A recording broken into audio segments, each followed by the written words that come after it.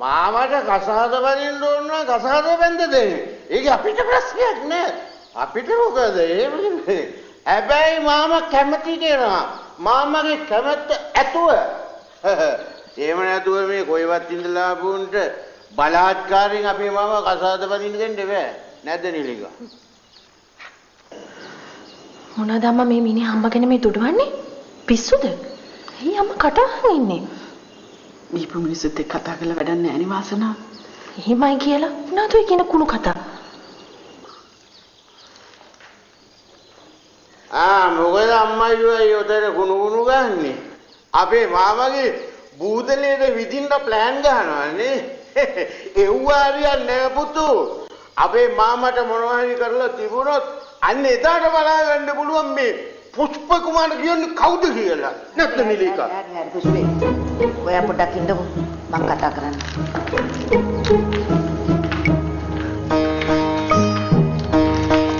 අපි මේ හදිස්සියේ අපේ වැඩත් පාඩු කරගෙන ආවේ මේ අපිට ආව පොඩි ආරංචියක් නිසා. අපිට ආරංචි වුණා අපේ මාමා බලහත්කාරයෙන් වා කසාද බඳින්න හදනවා කියලා.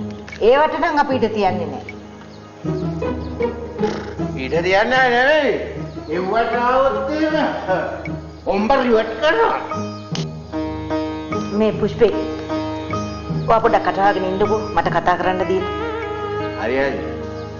ඔයා කතා කරන්න.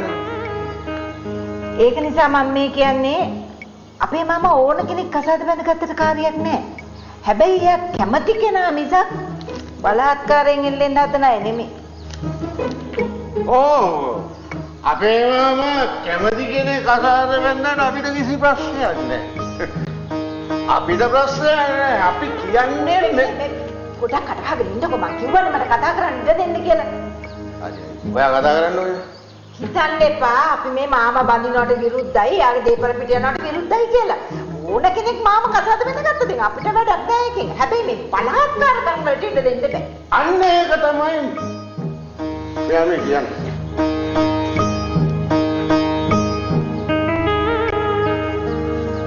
අපේ මහත්තයා මම මේ කල්පනා කරන්නේ මේක පුෂ්ප කුමාර මහත්තයලා කනට ගියේ කොහොමද කියලා. අන්න මගෙන් නම් ගියේ නෑ. මංජුලා තමයි කියන්නේ නැත්තේ. අපේ මහත්තයා උතෙන්ට ගිහිල්ලා සමතේකටවත් කිරුවොත් හොඳයි නේද? මට බය පුෂ්ප කුමාර මහත්තයා බීලා ඉන්න හින්දා කාගේ හක්ක පටස්සේද කියලා. මේ වෙලාවේ මං එතෙන්ට යන්නේ කොහොඳ නෑ. මං ගියොත් ප්‍රශ්නේ වැඩි වෙන්න පුළුවන්. මගේ හැරලා ඉන්න එක තමයි හොඳ. මාමේ ඔන්න. අර බස්ත මරන් ඉනවා. ගාඩ යන්න. වැරදි වැරදි.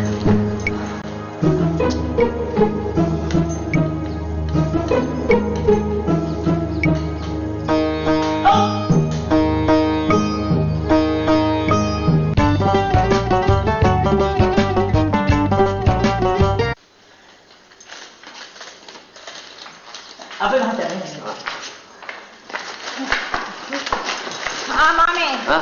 මාමේ බිස්කට් එක මේ ගන්න ගන්න බිස්කට් මාමේ අපිට ආරංචියක් මාමේ මාමට කරදරයි කියලා. ඇයි නැත්ද? ඒකයි යන්නේ දුවගෙන බලන්න ආවේ මාමේ. කරුණාදාස නෑ මට මුකුත් කරදරයක් නෑ. ඇයි මොකද්ද ප්‍රශ්නේ? මාමේ මංජුලා ඊයේ අපේ ගෙදර ඇවිත් අඬා වැටිගෙන කිව්වා මේ අර මහ ගෑණි මාමත් එක්ක කිව්වලු එයාව කසාද බැඳ නැත්තම් වහකුනොයි කියලා. එච්චර ගණන් ගන්න එපා නීලිකා. මේ ඔය මිනිස්සු නිකන් කටට එනවට කියන කතානේ. ඒවා එච්චර ගණන් ගන්න එපා. එහෙම කොහොමද එහෙම කරන්නේ? ඒ බයිස්කෝප් වාඩ් ගන්න දෙන්න බෑ. අපි ඉන්නේ ගන්න.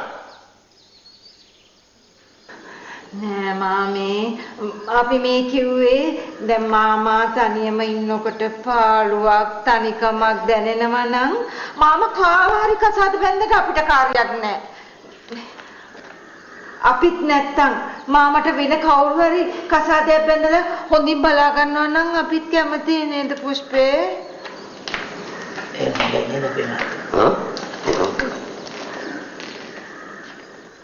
කොටින්ම අපේ කිසිම විරුද්ධත්වයක් නෑ මාම මංජුලාව කසාද බඳිනවට.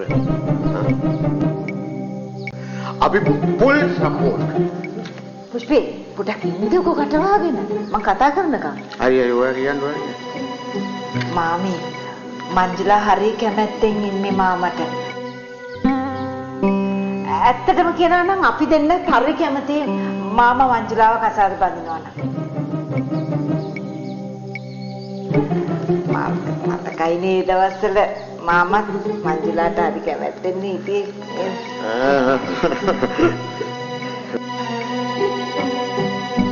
ඒ නිසා මාමා ඉක්මනට මංජුලාව බැඳලා පිළිවෙලක් දෙන්න. පෝ දැන් මේ ගෑනිත් අසරණ වෙලානේ ඉන්නේ මාමි. මංජුලා හොඳ ළමෙක් තමයි. ඒ වුණාට ඇත්තම කියනවා නම් නිලීකා මේ අම්මයි දුවයි මාව හොඳට බලා ගන්නවා. ඒක නිසා නිලීකා මේ යන දේවල් ඔන්න ඔය යන විදියටම ඔහෙ කියාවේ ඈ අපේ මාත්‍ය එහෙම හොඳ ඒ වුණාට ඔය මහා අම්මන්ඩි බලකලොත් එහෙම එයාව කසාද බඳින්න නැත්තම් වහපුණා කියලා.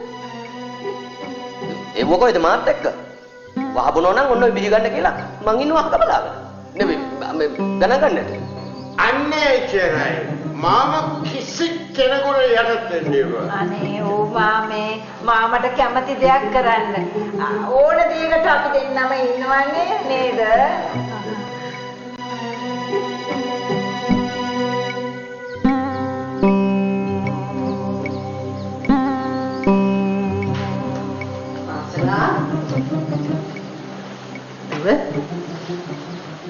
මොකද මේ පැත්තකට වෙලා බොම්බගෙන ඉන්නේ? අන්න මන් තේ හැදුවා ගිහලා බොන්න. මොකද? කොහොමද තියෙන ප්‍රශ්නේ? කතා අම්මාර මිනිහා කිව්ව කතාවේ තේරුම අම්මා සුරේන්ද්‍ර සර්ව බලෙන් කසාද බඳින්න හදනවා කියන එක මොන විලිලැජ්ජ නැති කතාවක්ද?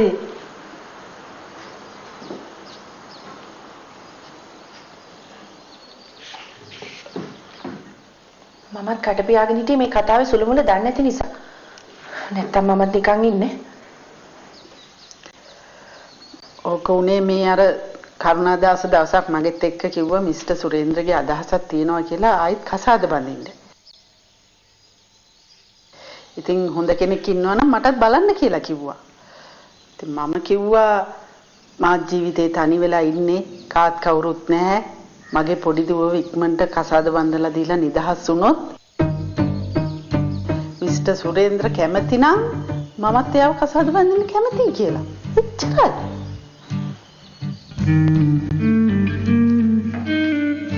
ඉතින් මීට කලින් අම්මා ඔය වගේ කතාවක් කියලා තිබෙන්නේ නැහනේ. ඒක මං හිතලා මතලා ප්ලෑන් කරලා කිව්ව කතාවක් නෙවෙයි. කටට ආපු පළියට නිකන් ඔහේ කිව්වා. ඒ උනාට අම්මා ඒකම බරපතල කතාවක්. නිකන් හරි සර් අම්මව බඳින්න කැමති වුණා නම් එහෙම. කැමති වුණා නම් මං එයාව කසාද බඳිනවා. මට දැන් මේ මිනිහයව කසාද බඳින්න තරම් මනමාල පිස්සුවක් නෑ වාසනා. මුළු සර්වාංගෙම ලෙඩ පුරෝගෙන ඉන්න මේ මිනිහයා තව ටික දවසකින් මැරිලා යනවා. ඒ මැරෙන්න ඉස්සෙල්ලා මං එයාව කසාද බඳලා තිබ්බනම් මේ සේරම දේවල් කාටද අයිති වෙන්නේ?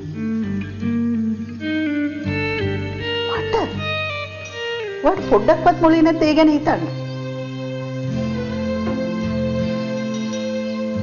දැන් ඔයා පොඩ්ඩක් කල්පනා කරලා බලන්න. අපි දෙන්න මෙහෙදී ওই මනසේ හදිසියෙන් මැරුණොත් එහෙම අපි දෙන්නට පාරක බහින්න නේද සිද්ධ වෙන්නේ? මේ මනුස්සයාගේ නෑදෑ 70 බුරුත්තම මෙහෙට ඇවිල්ලා අපි දෙන්න වෙලවල දාලා පහවදාට මෙහෙ පදිංචි වෙයි. එතකොට මේ දීපල කාටද අයිති වෙන්නේ? මේ මිනිසුන්ට නේද?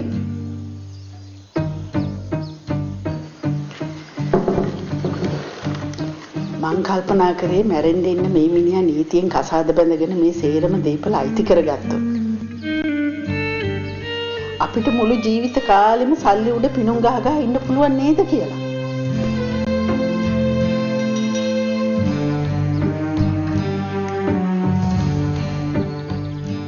එහෙම නැතුව මේ මනුස්සයා බඳින්න තරම් මට මනමාල පිස්සුවක් නෑ වාසනා. මට දැන් තියෙන එකම බලාපොරොත්තුව ඔයාව කාට හරි හොඳ කෙනෙක්ට කසාද බඳලා දෙන එක. ඊට පස්සේ ජීවිතයේ අන්තිම කාලේ නිදහසේ ජීවත් වෙලා මැරිලා යන්න. කරන්න විදිහක් නැහැ. හොයලා දෙන කෙනෙකුට ඔයා කැමති නැහැ. ප්‍රශ්නේ තියෙන්නේ වාසනාව ඇවිල්ලා දොරකඩට වෙලා අපි දෙන්න දිහා බලාගෙන ඉන්නවා. අපේ තියෙන මෝඩකමට අපි ඒකට පයින් ගහන්න හදනවා.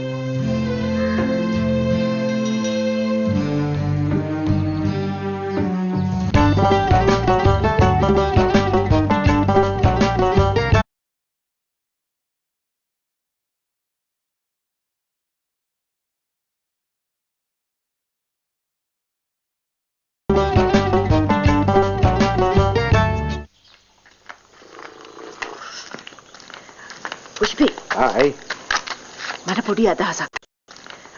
පුෂ්පි ඇයි මට පොඩි අදහසක් ආවා. මොකද දැන් මේ දෙන්නව මාමට මංගලාතු කරේ ජයමාලලානේ. ඕ ඒගොල්ලන්ටත් මේ කතාව කිව්වොත් මොකද? මොන කතාවද? දැන් අර ගෑණි මේ බලෙන් මාමගේ ඇඟේ ඉල්ලෙන්න හදන කතාව. ඒකෙදි ඒගොල්ලන්ට කිව්වා කියලා වැඩක් තියෙන්නේ.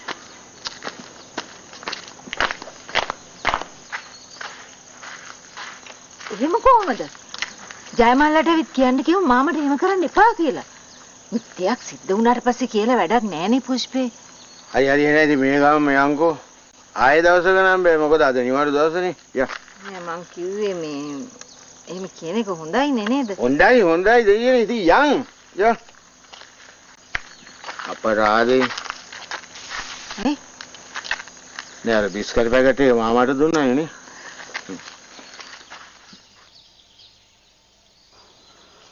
කොහොමද වාසනා සීනි තත්ත්වය? ටිකක් වැඩි සර් 218ක් තියෙනවා.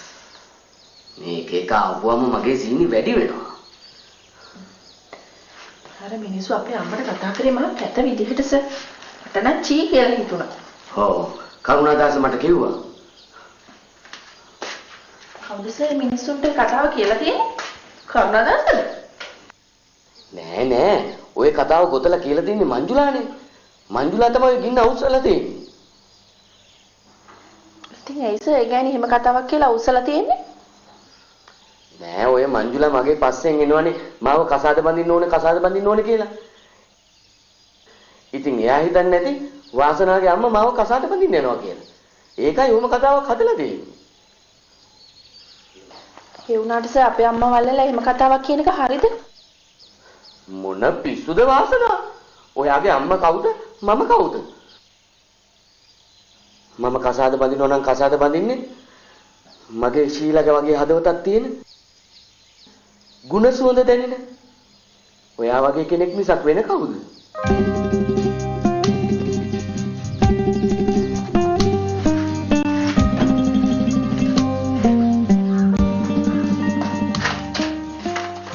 ඒ වාසනා කතා නැත්තේ?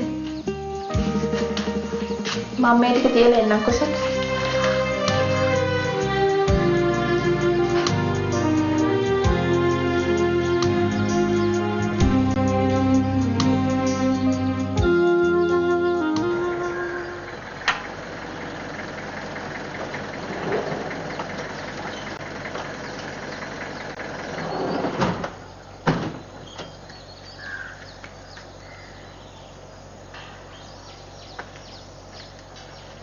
හරි සුදා.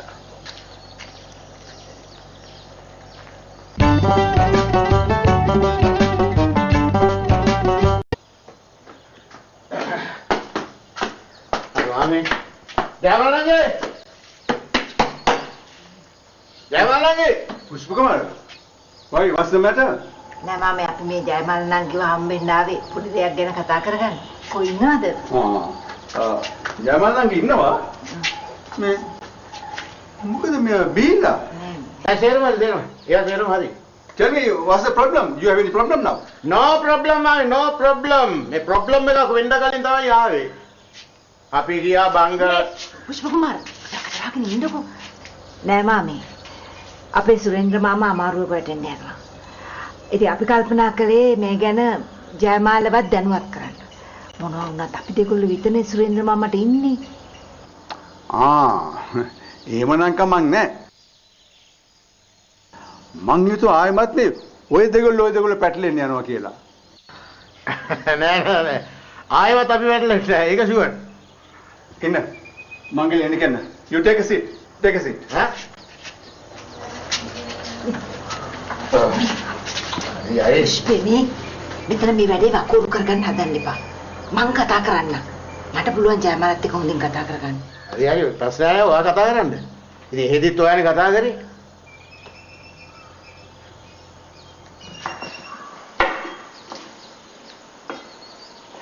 භූමි අන්න මේ පුෂ්ප කුමාරයාගේ නෝනය ඇවිල්ලා. ඒ මොකටද? මොනවද මේ මාමා ගැන කතා කරගන්න තියෙනවද? මම බය වුණා මොන හරි ප්‍රොබ්ලම් එකක්ද කියලා. ඒගොල්ලෝ නිකන් නම් එන්නේ මොකක් හරි වාසියක් ඇති.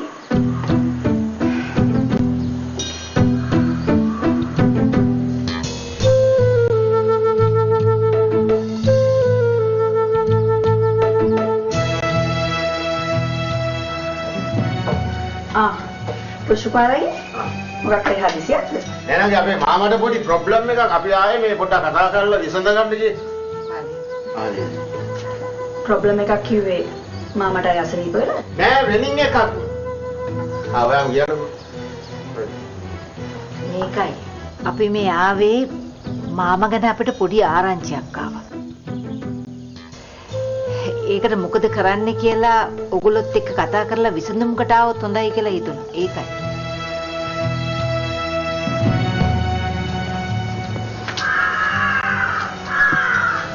ඇයි මාමට මොකද වෙලා තියෙන්නේ? හරි. මං කෙලින්ම කියන්න. ඕගොල්ලන්ගේ ගෙදර හිටිය අර මහ ගෑණි මාමාව බලහත්කාරයෙන් බය කරලා බඳින්න හදනවා.